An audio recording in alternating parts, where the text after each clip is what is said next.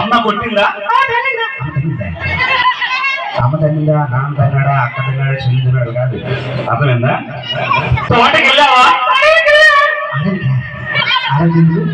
పండు తెచ్చావా? కాయ తీసుకుంటా. గూట్లో పెట్టావా? గుడ్డుక్కు మింగావా?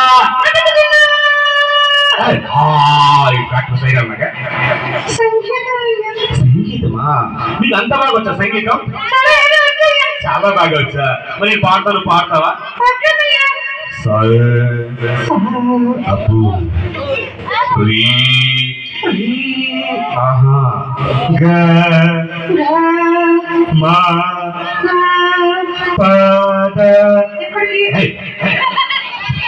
ఎక్కడికి కాదు, పద తర్వాత నిశామంటారు. ముందుగడి కాదు, తప్పు.